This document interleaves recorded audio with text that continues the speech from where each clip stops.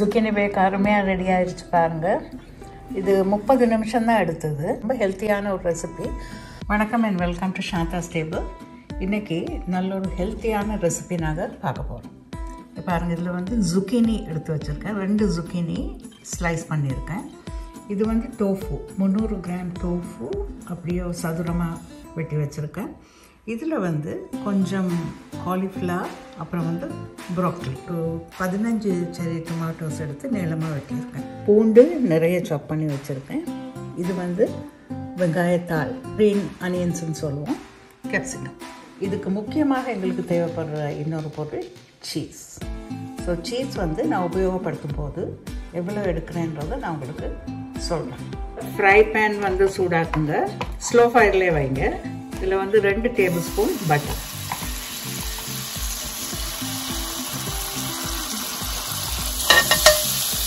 சாப் பண்ண பூண்டு இதில் நாங்கள் சேர்த்துக்கலாம். பூண்டு வந்து நான் ஒரு 7-8 பூண்டு எடுத்துருக்கேன். பெரிய பூண்டு 10 பூண்டு எடுக்கலாம். பூண்டு பொரிஞ்சிட்டு இருக்கிறப்பவே நீங்கள் வந்து டோஃபு இதில் சேர்க்கலாம்.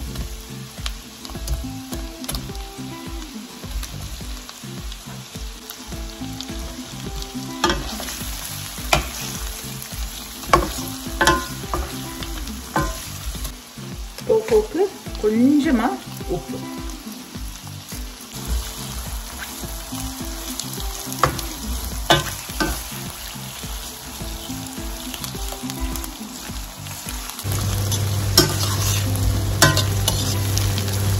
பூண்டுலேயும் வந்து நல்லா கோட் ஆகின உடனே அது நீங்கள் எடுக்கலாம்.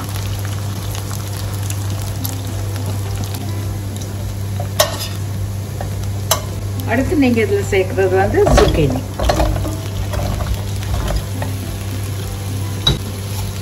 zucchini கொஞ்சமாக உப்பு போடுங்க.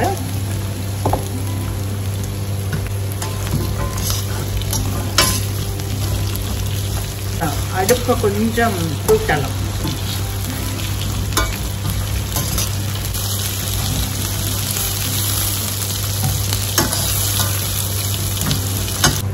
அடுத்ததான் இந்த காலிஃப்ளவர் அண்ட் ப்ரோக்கலி.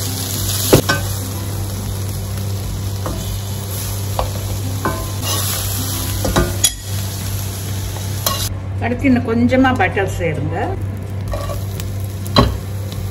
இந்த வெங்காயத்தாள், அப்புறம் வந்து கேப்சிகம்.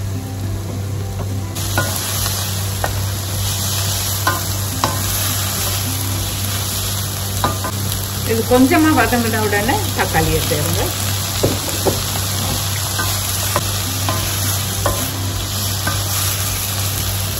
ஓகே, அவ்வளோதான். அடுப்பு ஆஃப் பண்ணிடலாம். காய்கறிகள், டோஃபு எல்லாம் தயாராக இருக்குது. பாருங்க, இது மாதிரி ஒரு பெரிய டிஷ்ஷில் நிறைய பட்டர் தடவி அதை நீங்கள் தயாராக வச்சுக்கணும். ஸோ முதல்ல வந்து zucchini ஒரு லேயர் நாங்கள் இதில் போட்டுடலாம்.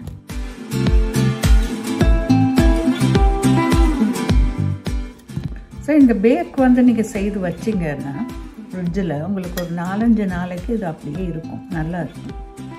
ஸோ இது வந்து நிறைய மிஞ்சிருச்சுன்னு வைங்க, இதை வந்து நீங்கள் ஃப்ரீஸ் பண்ணி கூட வைக்கலாம்.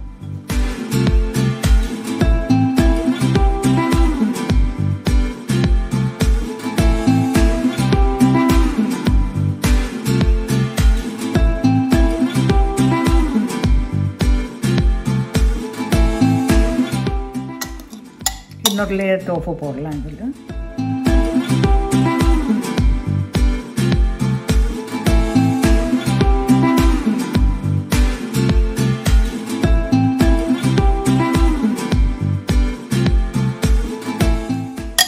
உப்பு நீங்கள் இதில் சேர்த்துருக்கிறதால இதுக்கு மேலே நீங்கள் உப்பு சேர்க்குறதுனா கொஞ்சம் உப்பு பார்த்துட்டு தான் நீங்கள் சேர்க்கணும்.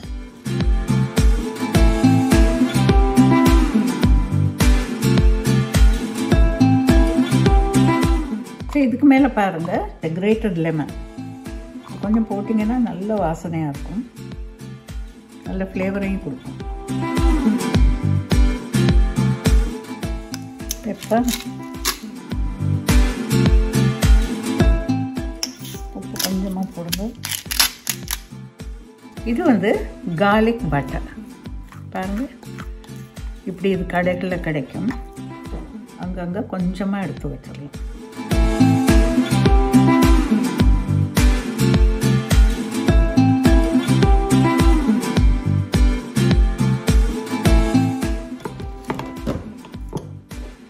பாருங்கள், இந்த கிளாஸில் ஒரு கிளாஸ் வரும் வரையில் கொஞ்சம் பால் நீங்கள் இதில் சேர்க்கணும்.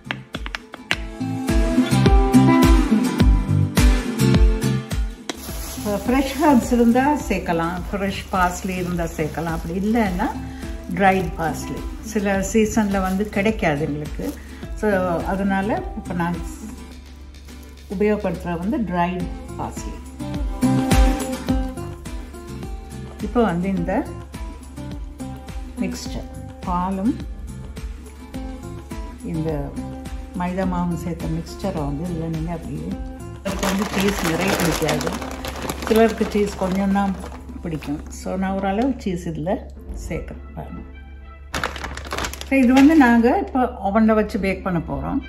ஸோ ஓவன் 180 டிகிரி சென்டிகிரேட், அப்படி இல்லைன்னா 350 டிகிரிஸ் ஃபாரன்ஹைட்டில் வச்சு தான் நாங்கள் இது பேக் பண்ணணும். இது வந்து நீங்கள் மூடி வச்சு இப்போ ஃபாயிலாலேயோ இதாலேயோ கவர் பண்ணி வச்சு பேக் பண்ண வேண்டிய அவசியம் இல்லை. இப்படியே ஓப்பனாகவே நீங்கள் பேக் பண்ணலாம்.